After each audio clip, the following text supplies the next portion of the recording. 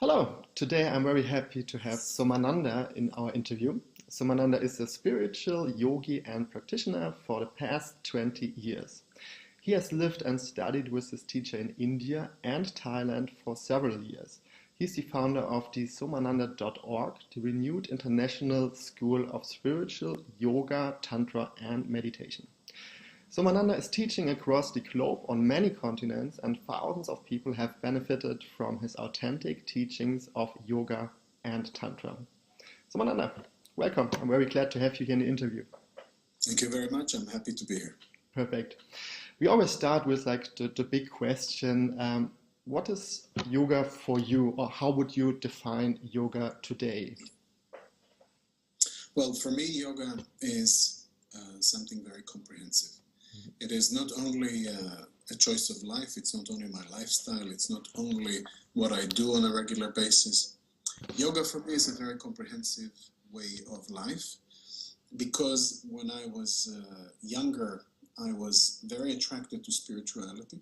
As a result of that, at some point when I discovered yoga as a spiritual path, I embraced it fully, and I went about studying it in the way that I felt was very authentic, which means I was at some point decided that I want to go and study yoga from the origin of yoga, which is India. I did that because at the time I was working actually as a lawyer, as an attorney in Israel. And as doing that, I realized that I was really attracted to spiritual teachings. So I started reading all kinds of books and texts, and I managed to get my hands on very good authentic tantra, not tantra, but yoga books actually. And when I read them, I realized that all the authentic yoga books say that it's very important that not only you read books, but you find a guru or a teacher that will make you understand what it's all about. And because of that, after doing this for a few years from books and doing all kinds of courses, I realized I have to do exactly that and go find a teacher or a guru. So I left behind my work, I stopped working as a lawyer, I sold my car, I gave up whatever, and I left for India, and I did a search in India, and after some time I found a teacher. I found all kinds of teachers, to be honest. Many of them were not exactly what I was considering a yoga teacher. And in another time I would be happy to tell you funny stories of what kind of stuff you can find out there. But eventually, when I did find a real authentic yoga teacher, who is the teacher that I still have until today, and that was 16 years ago, then I immediately committed to a practice with him. I became his disciple. I became a yoga teacher myself, and I spent about 4 years in India studying with him and practicing and teaching yoga and tantra myself. And I say tantra because my teacher is also a tantric master and a meditation master. So naturally the yoga that I've practiced and that I teach even today is a form of tantra yoga, which I can elaborate on later if you wish. After those 4 years in India, I moved on to Thailand, where my teacher opened his main branch in Thailand of the school that I come from. And I stayed with him there studying, practicing, and teaching for another 6 years. And after that, at around 2008-9, I realized that I want to spread the teachings more in Europe. I simply felt it's the right thing for me to do. My teacher supported that. So I came to Europe and I started doing a lot of workshops and seminars in different countries.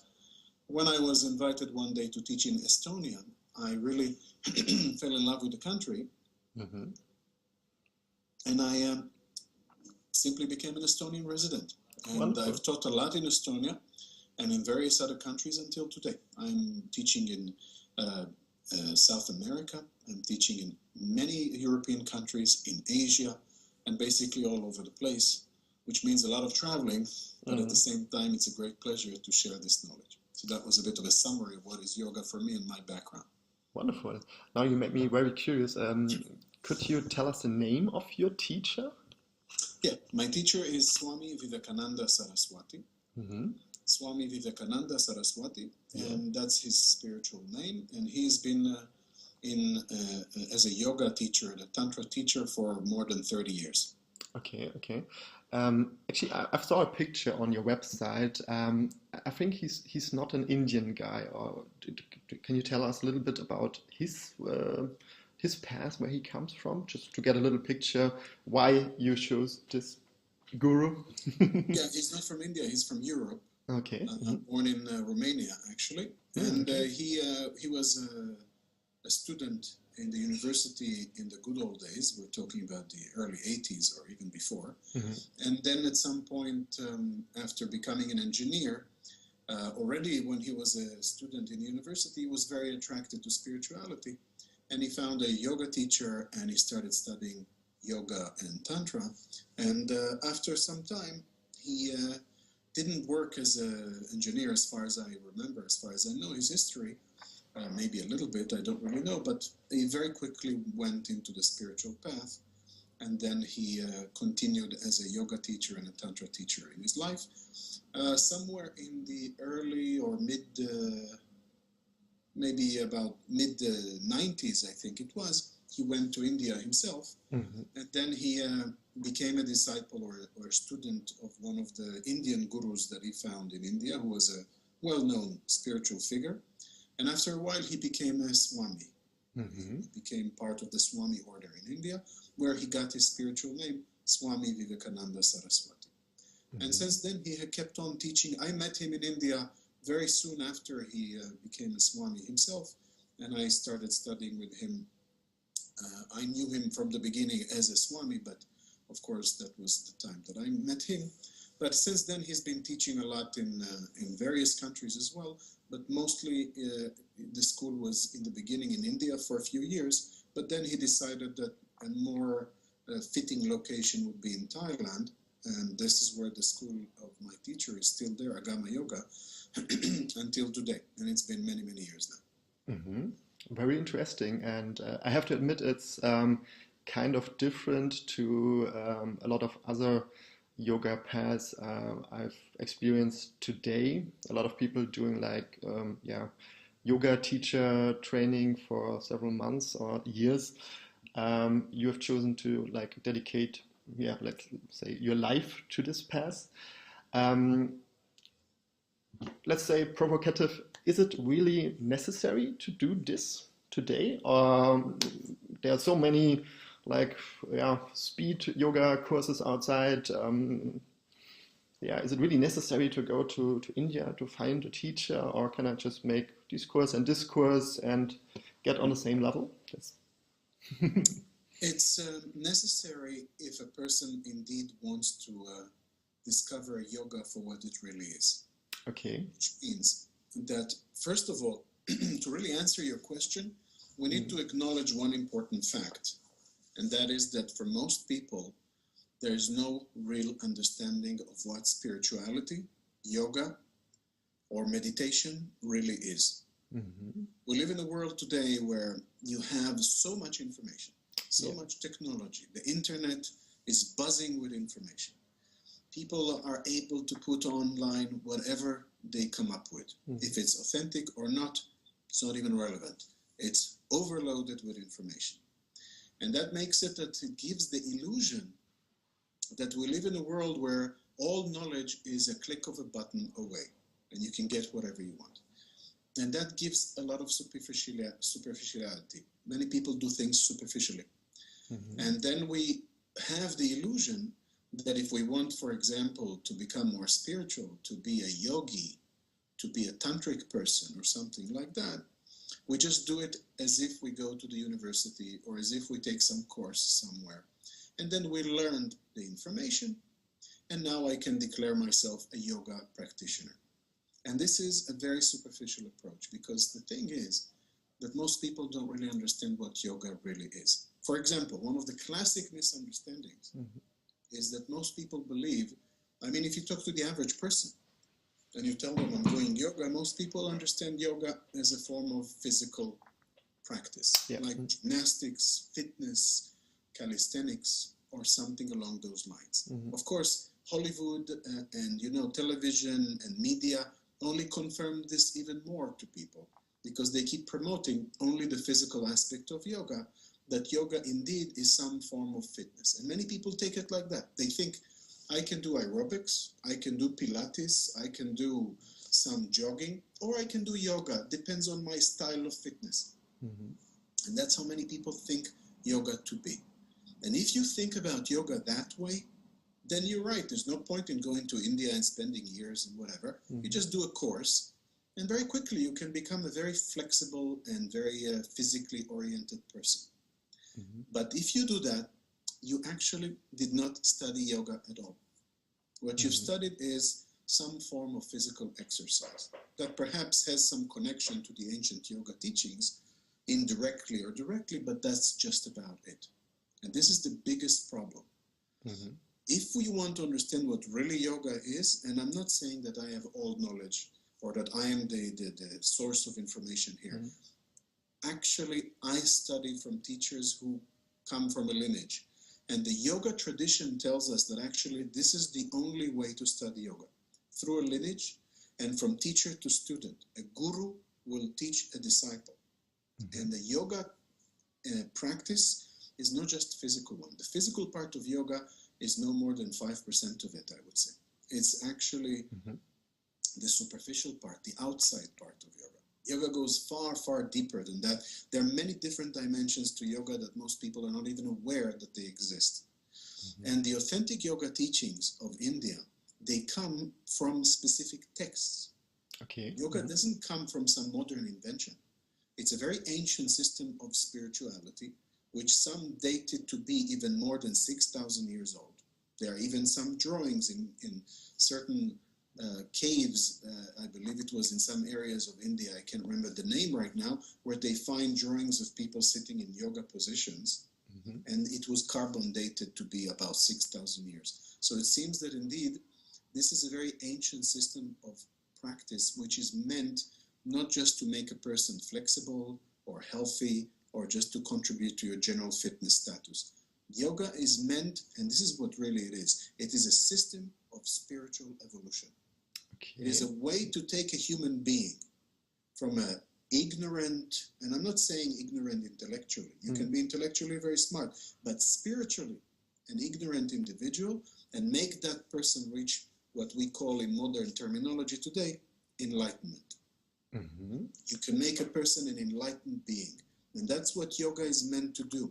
And if you go in with that approach to yoga, and if you read the ancient yoga texts of India, such as the Hatha Yoga Pradipika, the Geranda Samhita, the Shiva Samhita, which you'll be surprised how many modern yoga teachers don't even know about these texts.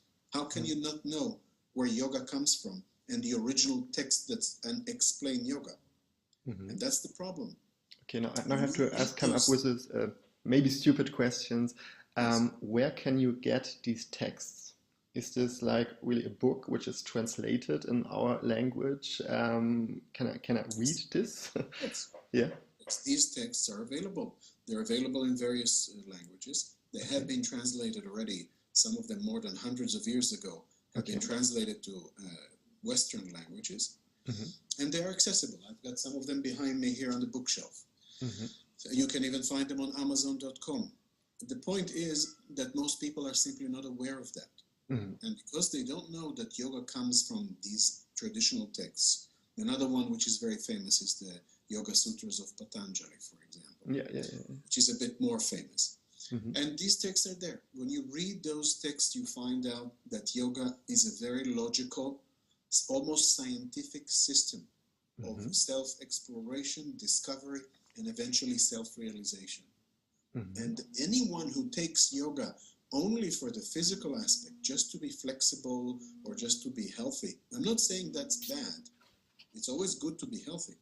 But anyone who do it only for that purpose, it's like taking, for example, an iPhone and using it for putting nails in the wall.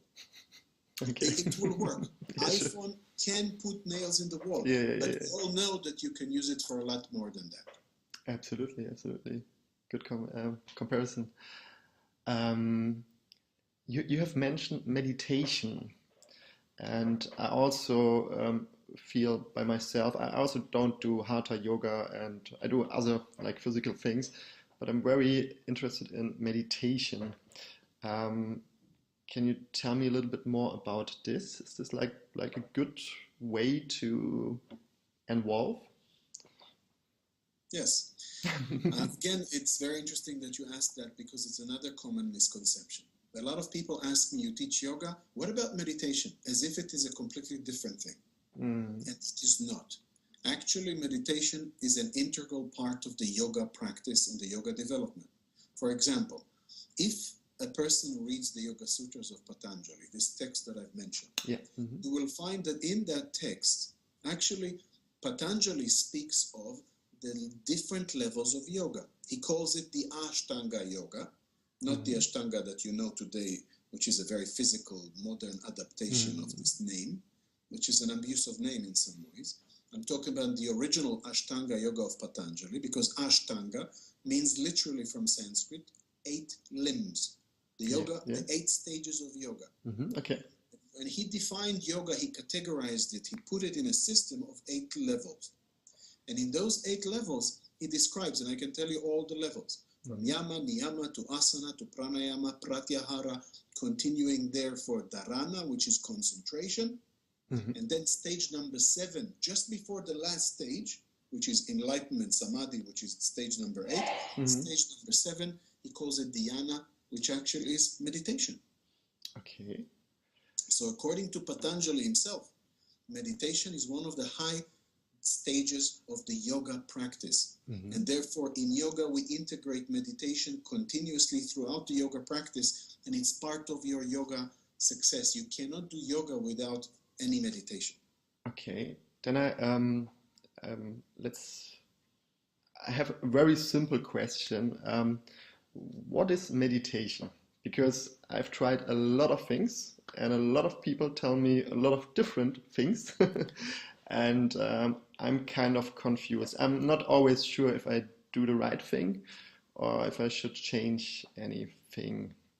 So it's a good question. And you know, these questions that you're asking me are wonderful, and usually they are an opening for a 1-hour lecture on each topic. But I'll do my best to try and give concise and direct answers to at least give some information about these things. Just like we said with yoga, there's so much misunderstandings today. And you will find that if you ask 20 different yoga teachers what is yoga, you'll probably get 20 different answers. Yeah. It's very similar when it comes to meditation. With meditation, again, we find that there's a lot of misunderstanding. And different people have different opinions. Some people will tell you that meditation is a way by which you need to express your emotions, to confront some of your dark sides, and you need to scream your anger, you need to dance, you need to shout, you need to do something. And they call that meditation. Some people will tell you meditation means mindfulness, the Buddhist form of meditation, where you sit and you need to be mindful and basically monitor your own mind through using the breath or through using some looking into the pain in the body or similar things like that. Other people will tell you meditation means using music. Others will tell you meditation means using mantras. And the story keeps going on and on. And there's a lot of confusion. In modern times, the confusion is even more worse because a lot of people totally improvise and come up with their own brilliant ideas, what in their opinion meditation is, and then it becomes a complete mess. If I just come back for a second to the origin of yoga, in Patanjali, the Patanjali Yoga Sutras, he explains that meditation is stage number 7. That already tells us that meditation is a very high level of accomplishment and practice, and it is not something chaotic, confusing, which is open to interpretation and improvisation. Not at all. Meditation, like anything else in yoga, is clearly defined by Patanjali. And Patanjali gives the following definition of meditation. He says meditation is a controlled expansion of the mind. In other words, there are various techniques that you can use, from Raja Yoga to Laya Yoga to Kashmiri Shaivism to various other methods by which you can learn to meditate. But these are props which are meant eventually to bring your mind to expand in a controlled manner And I say controlled, because you can have completely chaotic expansion of the mind just by taking a drug or doing something crazy, but that will not be meditation. But if you do it in a meditation practice way, you will develop some abilities of the mind, and you will notice that the mind has the capacity to accumulate knowledge even without studying. That sounds wonderful, very wonderful. The origins which I experienced about meditation was to get rid of all your thoughts, which is for many people who start meditation very stressful actually. They try to not think about things and it often doesn't not work. Then I've experienced other things where you are really busy with putting energies up and, as you said, working with mantras and all these things. Is it true that meditation should be a form of concentration? Or is it that, because you said expanding your mind, I'm not sure like concentration and expanding your mind fits together. Could you maybe give me a clue about that? Sure. First of all, it's a good comment that you made, because another example of how most people see meditation today is that I meditate if I manage to stop all my thoughts. Yeah. If I manage to stop thinking, which I'm not saying is wrong, please understand. All these things can be very good support for the actual meditation, but it's not the meditation itself. It is just a starting point. If the mind can stop thinking, then the mind can start going deeper. If the mind thinks, it doesn't work well. The point is this, even according to Patanjali, as I explained, he mentions that the step before meditation is concentration, actually. Okay. And the idea is this, that the mind, first of all, needs to learn to concentrate, to focus. Most people today don't know how to concentrate the mind. And most people believe that concentration of the mind is something that requires some type of almost external effort. Like, for example, I remember speaking to a student one day from another place, and I was talking to her about concentration and stuff like that, and she tried to explain to me what it is. And I told her, okay, so what do you mean by concentration? By being present in the moment and all that. And she said, it means to do this. That was it. And I'm telling her, that doesn't look like concentration. It looks like you have some physical problem. It's not a physical thing.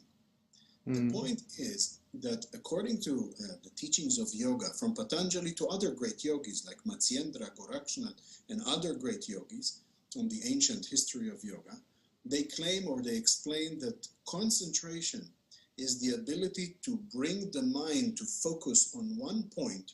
It could be an external object, an internal object, it could be whatever point you choose, but to be able to put the mind on that point and to focus on it without any breaks continuously. And that ability is very necessary, because the concentration of the mind is the key to success in spirituality. In fact, according to the yogis, you cannot have any practice of yoga without the concentration of the mind. And that's why the yogis say, even if you do yoga asanas, you bend forwards, you stretch, you do breathing techniques, pranayamas, mudras, bandhas, whatever you choose to do, if you do any of these techniques but your mind is jumping around like a crazy monkey, which is one of the names in yoga that they call the mind, the crazy monkey, they say that then you are not actually doing yoga, because without the support of the mind, it will be only gymnastics. If you do your yoga practice and you're thinking about the shopping mall or chocolate cakes or whatever, then you're not doing yoga. Actually, it is not yoga, because there is no yoga without the concentration of the mind. And concentrating the mind is challenging, because the mind, by definition, is very chaotic. It jumps around all the time, especially in modern times, where we live in a world where there's so much stimulation and advertising and media and whatever else is out there today. You don't live in a countryside, most of us, in a very quiet environment. So the mind is even hyper agitated compared to what it was hundreds of years ago. And that makes it that concentration is even more of a challenge. Think about the fact that most people today don't even read books as they used to. Mhm. And today, even when it comes to watching videos online, people start making videos shorter and shorter because people lose their attention span very quickly. They cannot concentrate enough. And that shows that if the mind is in such a poor level of concentration, the mind becomes weak. And that's the whole point of the teaching. Take it this way, just one more example to clarify. My teacher used to put it this way, in a more modern style. He says, think of it like this. If, for example, you take a light bulb, and a light bulb works with, 220 volts. That's usually the current in the house. If I will take this light bulb with 220 volts, and I take the same current of energy, of electricity, and I put it not in a light bulb, but I put it in a laser machine, it can cut through steel because it concentrates the energy. And exactly this is what happens to the mind. When the mind is very chaotic, the mind is trying to jump from one place to another, and it becomes very weak because it distributes its energy all over the place. But when you take the mind and you learn to focus it on one point, the mind suddenly gathers all its energy and becomes like a laser. It reaches much more powerful effects. And only with concentration we can start talking about meditation. Because this is the thing, you see, people don't know what meditation is. They think if I stop thinking, then I meditate. The truth is that this is just the amateur level. First, you need to learn to concentrate the mind. When your mind is focused on one point, you're not thinking of anything else anyway. That's the real concentration and non-thinking stage. And then, if you do it long enough time, according to the yogis, and Patanjali specifically talks about it, you will get to a moment where your mind focused totally on one point after a few months, years of practice, it starts expanding by itself without shifting from the point of concentration. Okay. It's a little bit like when you throw a stone in the water, and the hit where it hits the water is the point of concentration, but then you have ripples around it.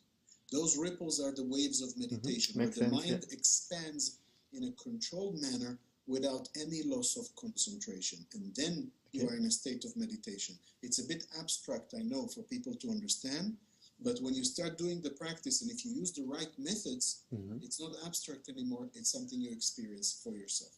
Okay, okay. Can you give me a little hint about the right methods? I've heard a lot of like listening to your press, like breathing in, breathing out, talking about pranayama. Is this a way to start this, or where should I go? Not really. I mean, it's true that there are methods of practice that involve breath. As I mentioned, the Vipassana methods of the Buddhist tradition are very much focusing on that, such as the Anapanasati of Theravada Buddhism. I've practiced this when I was in Thailand myself, in a monastery, and it is useful. It does give good results. The only thing is that the Vipassana type of methods are actually somewhat slow compared to the yogic methods. The yogic methods are extremely efficient and powerful in the way that they teach meditation, and the way that the techniques that they use are much more potent.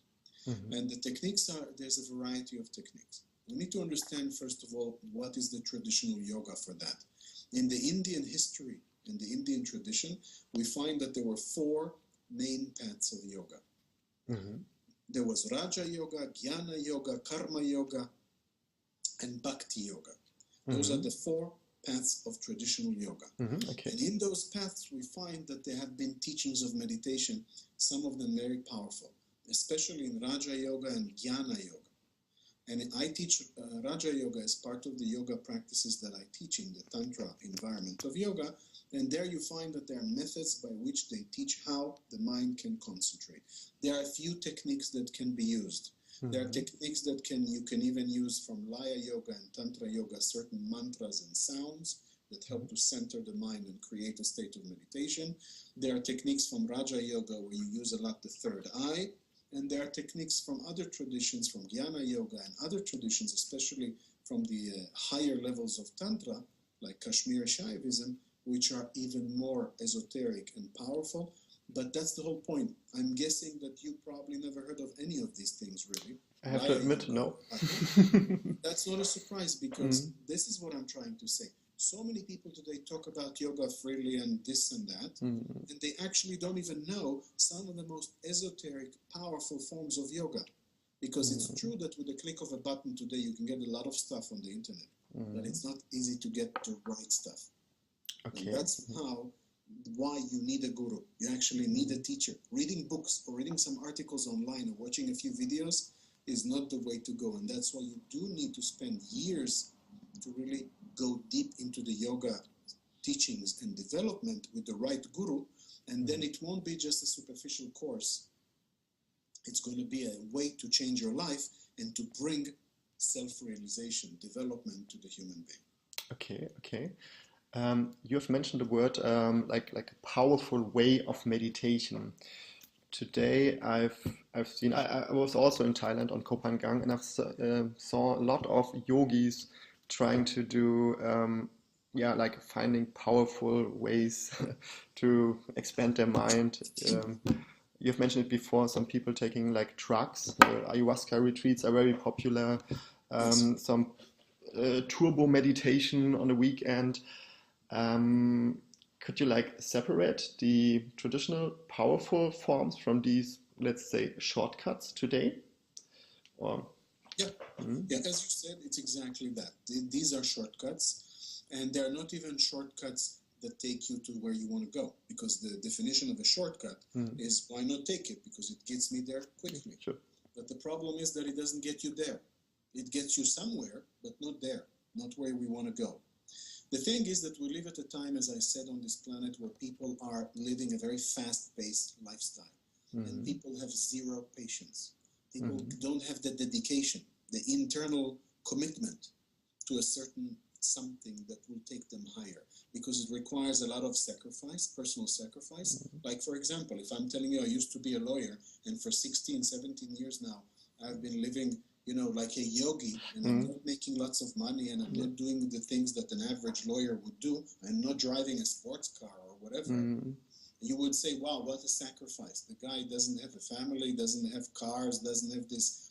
It's a sacrifice. And many people would say, can I still enjoy my regular lifestyle and still be some master of yoga or something like that? The answer is very simple. No. Okay. Just like you cannot be a successful cellist or a piano player or something by doing just a weekend course or doing a few courses a year. It won't work like that. It's a matter of dedicating. And most people are not having the energy, the commitment to do that. And that's why people always look for the fast track. We live at a time where everything is fast. You know, fast internet, fast food, fast car, fast sex, fast everything. People just don't have patience or energy to devote themselves to a cause which is truly spiritual. As a result of that, it exactly brings the problem. Then people say, okay, I know that yoga promises all kinds of amazing things. I don't want to put 10 years into this, or whatever it takes, 5 years or whatever. Can you just do it over a weekend? If I do an ayahuasca ritual or some other, whatever, drug or something, if I do that, would that get me there fast? And some people say yes, because, you know, and I've actually met personally people who came to me and told me, I've done 100 ayahuasca rituals, and I declared myself enlightened. Why?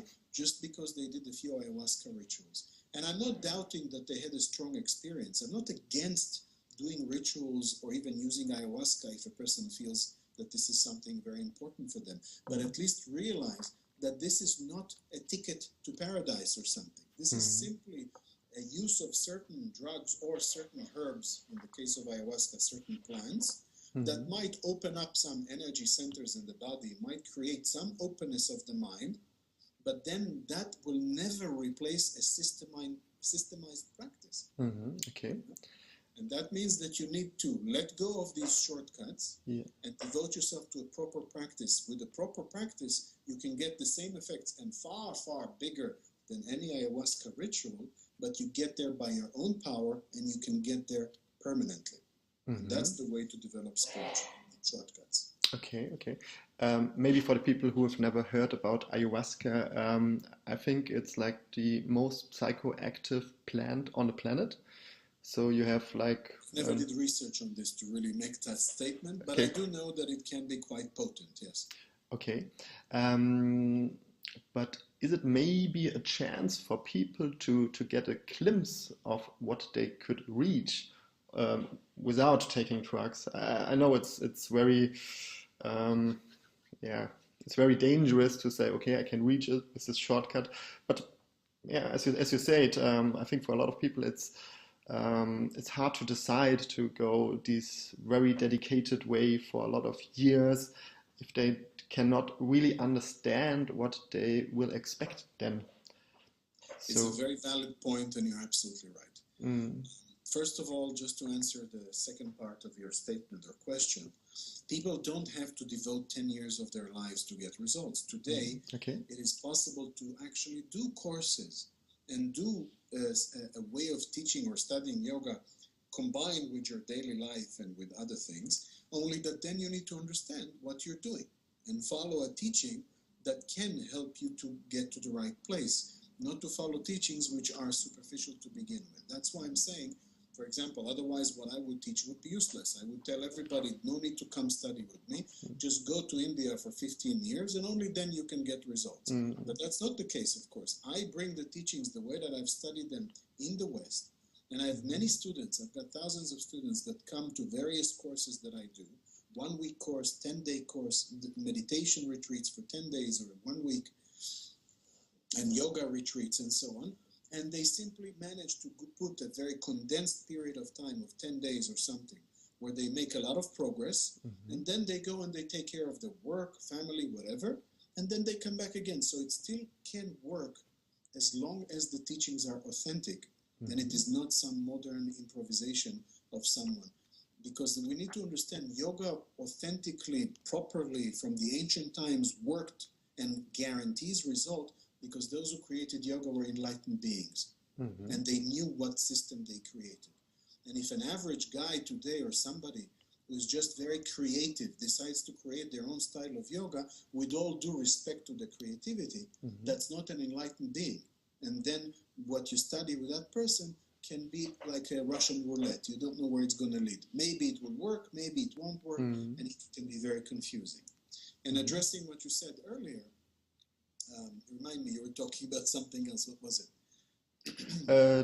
About talking about that maybe for some people it's a good thing to get a glimpse through a shortcut to say, okay, now I know what I could reach when I go the step by step yoga way. I was going into my explanation and I forgot for a second No problem. what you asked. Yes, it's a good point, and I definitely agree that the ayahuasca type of practice may sometimes indeed bring some openings and even some beneficial things for people. But we need to remember one thing, and that is that when you go to any ayahuasca ritual or using some substances one way or another, natural or not natural, you still bring who you are to that situation. You bring your luggage, you bring your impurities, you bring your personality, you bring whoever you are. And then that's what you come to the ritual or to the practice with. And depending very much on your structure, energetically, what is your condition of your chakras, how open you are or not, that will determine a lot what kind of an experience you will have in that ritual type of thing. Some people have a good experience one day, then they do a ritual again and they have a bad experience.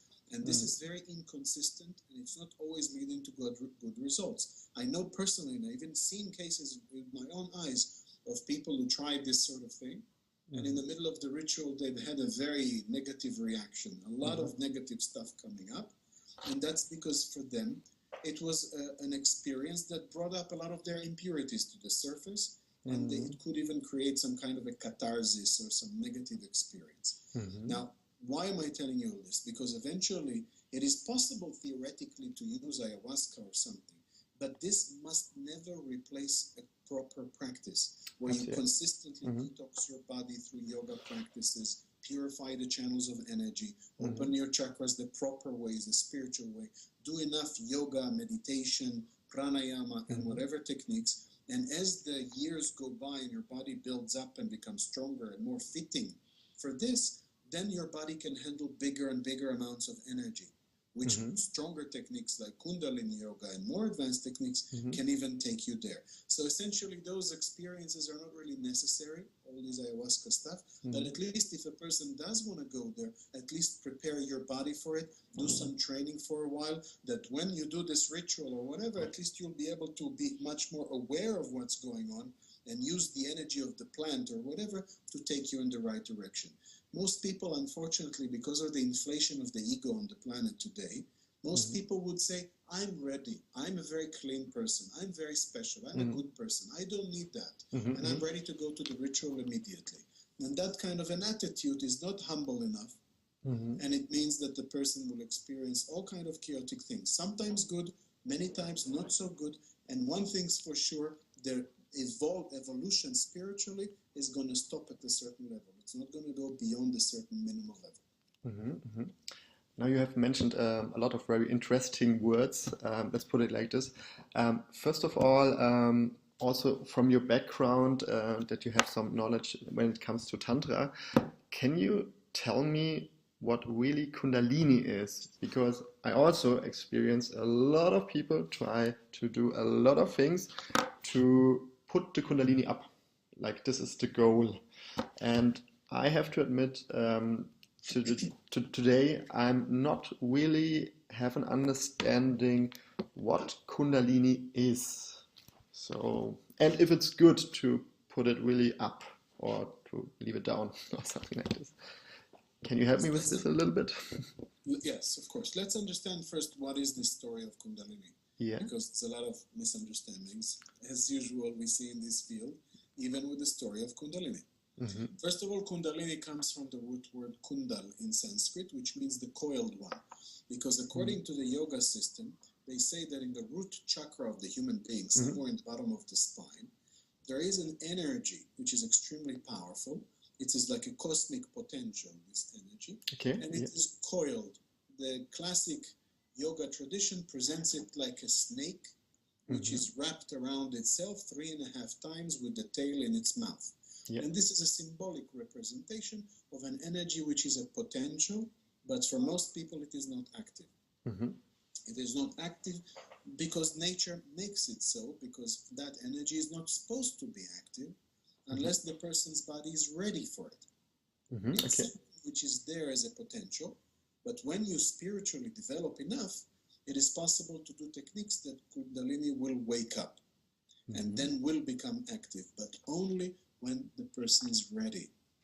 And when the person is ready, according to the teachings of Kundalini Yoga, they say that then this energy will wake up and will start becoming more vibrant, more active. As it is becoming more active, it will enter the spinal channel, which is called Somananda2 in the yoga tradition, and it starts rising up this channel. Along the path, it will have all kinds of effects on the 7 chakras, but eventually when this energy reaches the top of the head, where we have the crown chakra, that energy unites with the crown chakra, and as a result of that, the person will enter a state of enlightenment, samadhi. Okay. That's a very technical type of yoga practice, almost like engineering, that will help a person to reach enlightenment. And because of that, it's very attractive. But question is, how exactly does it work? How do you do it? Should you do it, as you asked? And the answer is you should never do it unless you are ready. And again, because people today are very impatient, then a lot of people would say, I'm ready, I am very good, let me start Kundalini immediately, I don't need to wait. And they try to take all kinds of courses which are calling themselves Kundalini Yoga and allegedly are supposed to wake up this energy. Lucky enough, most of these courses are quite amateur, and because of that, these so-called Kundalini Yoga schools actually do a lot of Hatha Yoga, bhajans, kirtans, and other things, breathing, lots of strong breathing or whatever, and they don't really go into the true Kundalini practices, and that's a good thing because at least people are not challenged too much, because a person who is full of impurities, did not yet deal with the ego, did not practice to open the chakras and his energy centers, never did any pranayama properly, never have done the yoga practice properly, if he jumps immediately to Kundalini practices, again, it will be like the light bulb that instead of putting 220 volts, you put 10,000 volts. It's going to burn, it's going to explode. Okay. And that's what happens, and that's why Kundalini is not for beginners. For those who practiced enough yoga, pranayama, and the body is ready, ate the right diet and took care of themselves, then through the practice of authentic Kundalini yoga, they learn techniques when they're ready and only from a guru, how to awaken this energy. And as the energy starts rising and they start having effects of Kundalini, they are always under the supervision of a guru that helps them to correct and to do the practice safely, so there's no accidents. When I learned Kundalini yoga from my teacher, he monitored my progress closely and made sure that I've had good results. And then at some point when I became a Kundalini yoga teacher through my teacher as well, I do the same with my students. Only those who are ready can start slowly get the techniques of Kundalini one by one as their body becomes stronger and they learn how to control this sort of powerful energy. Wonderful. As you mentioned before, is it necessary to work or to rise the Kundalini to get enlightenment, or is this one way from a lot of ways? It is necessary. And in fact, sorry, my computer is... I'm back with you. And in fact, not only that it's necessary, it's the only way. What do I mean by that? I'm not saying Kundalini yoga is the only way of yoga. The point is that when you do any style of yoga which is authentic, like for example, Raja yoga practice, even if you do Bhakti yoga, or if you do other forms of yoga like Laya yoga or Hatha yoga and so on, all these forms of yoga will generate all kinds of effects in the body depending on the techniques which this yoga form teaches. And those effects are meant to eventually lead a person to enlightenment. Any person that reaches high states of consciousness or enlightenment, either this person comes from Raja yoga, or even if this person comes from mystical Christianity, like saints from Christianity, or if the person is a Buddhist monk who reached enlightenment, it doesn't matter what is the background. Whatever techniques they used, those techniques brought them to enlightenment, and it also awakened their Kundalini, even if they didn't know it. Okay. So Kundalini always comes with enlightenment. Only some people use Kundalini as the method, while others do other methods, but Kundalini woke up anyway in their bodies. That's why if you read, for example, the stories of saints from the Christian tradition, through prayer and meditation, they've reached high states of consciousness. When they describe their sensations, these are word per word, the sensations described in Kundalini yoga. Only they never even knew what Kundalini is. They did it through prayer. So whatever you choose, Kundalini will always get involved.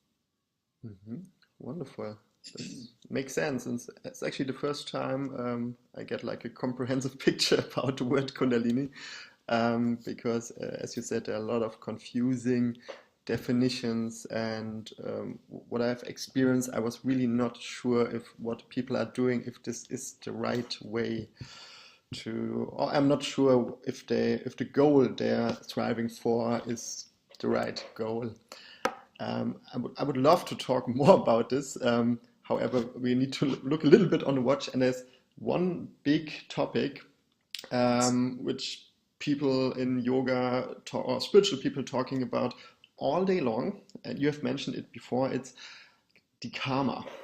There's karma yoga outside, and a lot of people are like, oh, I need to look at my karma, so I just do good things all day long, and I don't even use like bad words to not fuck up my karma. So I use a bad word. And on the other side, there are people who say, oh, it's a new trend, who say, this is also not right. You also need to work with your shadow sides.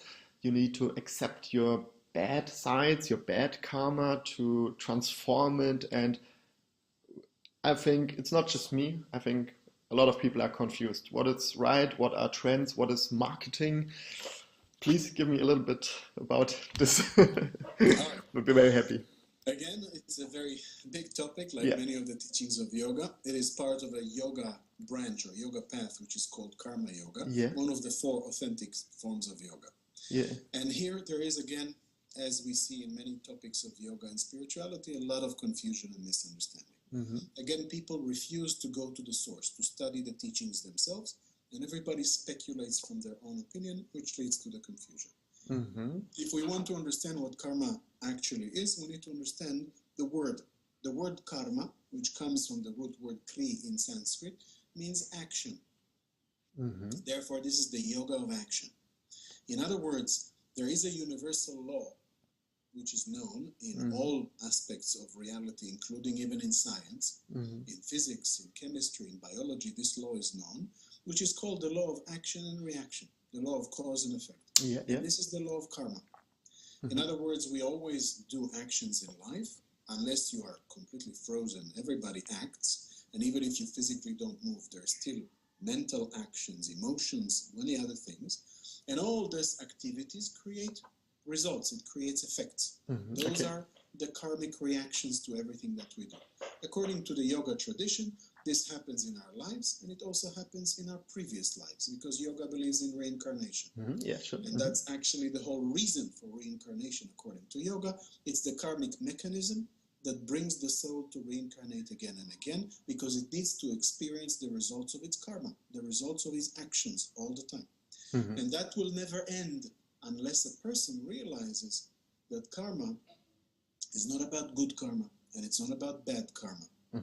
Karma is action and reaction. In other words, when we act, even if we do good deeds, even if we do bad deeds, of course, you're doing something negative, you get negative results. It's unavoidable. That's the law of cause and effect. You do good things, you'll get good results. Again, the law of cause and effect in action. But the thing is that even if we do, because most people think automatically I shouldn't do bad things, because then, you know, I'll get bad results, and nobody wants bad things in life. Nobody wants to be sick, poor, I don't know, unsuccessful or whatever. Everybody wants good stuff. But even if you do good things and get good results in response, it is still a form of ignorance according to karma yoga, because eventually our karma is what binds the soul to this reality. Eventually, the whole point of spirituality, either from yoga, from Buddhism, or from Christianity, or wherever you look, the whole point is that we want to go beyond this reality and reach enlightenment, nirvana, freedom, whatever that may be. And to do that, we need to reach freedom from this reincarnation cycle. That's why Buddha himself says samsara, which he calls this reincarnation cycle, is like a prison, he says. It's a prison. And what we need to do is get free from this prison and reach enlightenment of nirvana. And when we do good things, even when we do good things, when we get good results, good karma, we enjoy it. But even a prison which is made of gold is still a prison. That's a good point. That's why the idea is, this is where all this confusion comes from. What we need to do is learn the art of karma yoga. It is a spiritual path. Where we learn how to balance ourselves and to act in such a way where we do not produce karma. And producing karma is like what you said, the cause, or like, the cause and effect. It doesn't matter if it's good or bad. We need to stop to produce this effect. Yes. Can you put it like this? It's true, but the question is, how can you do that? Because nobody can stop acting. That's the thing. That is why the teachings of karma yoga are extremely valuable, and in fact, these are some of the highest teachings of spirituality. Okay. And therefore, there is a method by which a human being can learn how to act in such a way which is more spiritual. It's a skillful way of acting by which they do not produce karma anymore. And by doing specific spiritual practices, they also eliminate previous karma. And by doing that, you balance the books, so to say, and you reach to a point that you reduce your karma dramatically and can even bring it to zero. Bringing the karma to zero actually is another way of saying you reach enlightenment. And that's why karma yoga is a path to enlightenment. It is a path not through kundalini, not through mantras, not through other things, not through the body necessarily, like hatha yoga. It is a path to enlightenment by deciphering the karma mechanism. Okay. And that's how it works. That's karma yoga. Of course, there's much more to it. The technique is there. All I can do is to conclude, because I know we don't have much time, is to give one hint to the audience who is listening. And that is, if you want to understand karma yoga and learn properly how to do it, other than taking a course, because we teach it in our courses as well, I would recommend to read the Bhagavad Gita, the famous text from India, which actually those teachings are presented there by the famous enlightened avatar called Krishna. Okay, wonderful. One question came into my mind when we're talking about the different ways of paths of yoga, like Kundalini or Karma. Is it necessary to decide that I go like the Karma way or the Kundalini way or the meditation way, or can I do the things together like a holistic way? Or yes, actually, the holistic approach is the right approach, okay. And that's exactly what I teach, because we teach both. For example, Hatha Yoga techniques, Kundalini techniques, Pranayama, Mudras, Bandhas, Raja Yoga techniques. Tantra is something which covers all of what we teach. Yeah, I already understand this. Tantra is much more than actually yoga. So, Tantra is a spiritual system that includes various yoga systems and other techniques, including energy, in it. And that's why, for me, being a tantric person, a tantric teacher, because most people, when they hear Tantra, they think it's some form of sex or oriental sex or something, which is a complete misunderstanding. Actually, the tantric teachings show in India that there's maybe 5% of Tantra is about sexuality. That's it. There's so many other aspects of Tantra that deal with energy, with yoga, with meditation, with visualization, with concentration of the mind, and the list goes on. And that's why actually all the teachings I've discussed fall under the tantric teachings of India, at least most of them, and that's what we teach. And that's why it definitely is the way to do it, to integrate all the aspects of karma, of hatha yoga, of kundalini, all of it together in the right way. And that's exactly what we teach. That's why it has to be done under the supervision of the correct guru or teacher. Wonderful. Makes absolutely sense, actually. I'm very glad that I could ask these questions about meditation, Kundalini, Karma. I hope it helps. It's very short, but I hope it helps. Yeah, it gave me a glimpse of what I have to look for. And this is actually what we want to achieve with the interviews, because I can just not speak for myself. I know a lot of people who think they know things, and as you said, there are so many opinions outside, and I think it's necessary to what you said before, to understand the roots of all this wisdom, then to go their own way, to involve. And you have said a lot of very important knowledge and a lot of recommendation in this interview. I will watch it again and again, probably to write down all the names, what you've told before about the authentic teachings. Thanks a lot. This was very, very, very interesting. And I hope that's not just me, or I'm convinced that's not just me, that all the participants in this interview or the viewers will find a lot of information where they can start to involve their own yoga practice. And as you said, you were teaching all around the world, so nobody needs to go to Estonia or to India or to Thailand. Which is just check out the website, somananda.org. All our teachings all over the world are mentioned there. Okay, wonderful, wonderful. I will certainly do this. Perfect.